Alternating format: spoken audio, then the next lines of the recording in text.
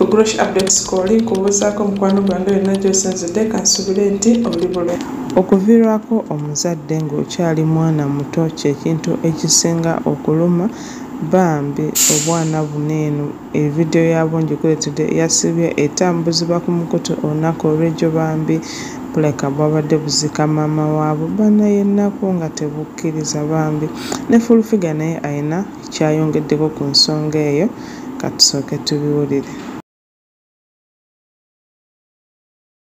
Nsabira buli mukazi ali ku lukalu lw'ensi akuze ku mwana olabe ku mwana wo okuze omwana wo nga nabo ova mu bulamu bw'ensi ogamba kale bakulu mbalese bakulu mu mbeera yonna oba munywa amazzi oba mulya fire oba mulya muyina ebintu byemwevuma ffe twakulyako ebyo bigumba bya mputa biwookolo nekyo ekigambo baleka bamu tebakimanyi wano bifire twalyanga ebyo ebigumba gatuuta supu nga tunyirira amatama ebyo naye nga n'okukifuna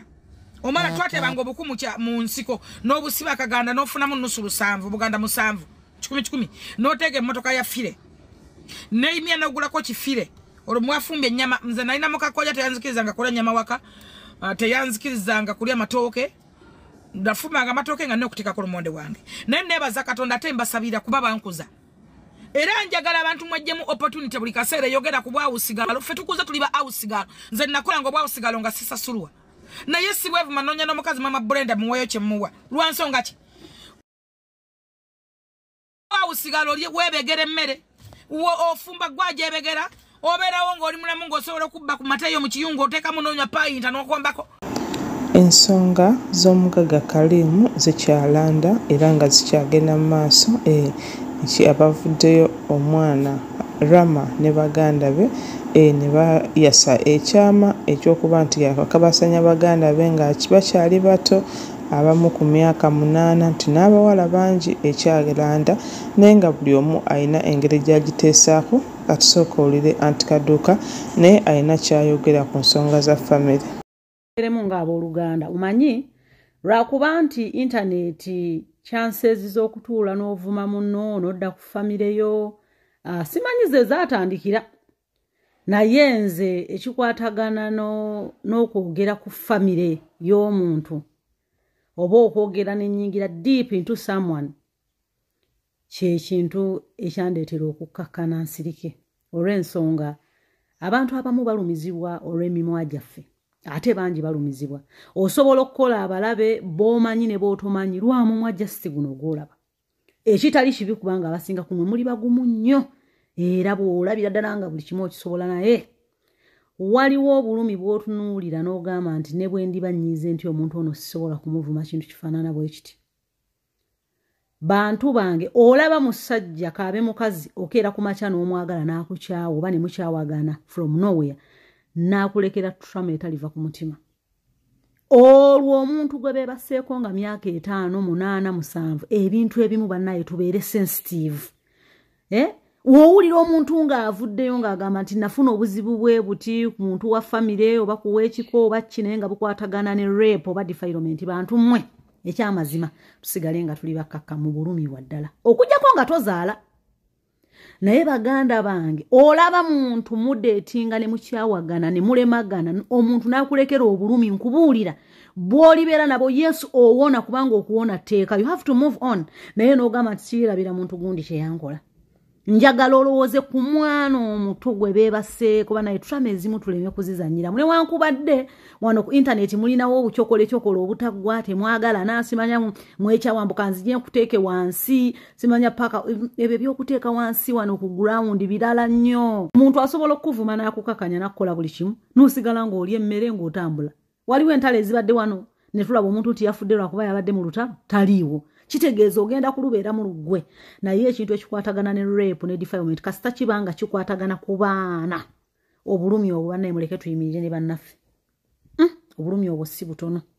si mu mutima mubi obulumi obwo bungi bannange ekintu ekyo mu mwana omuto olaba ffe twasalawo kwagala basajja bafumbo nti abeere akwebakeko ennaku 2-3 adde wa mukyala we then amale ate mudde musinkane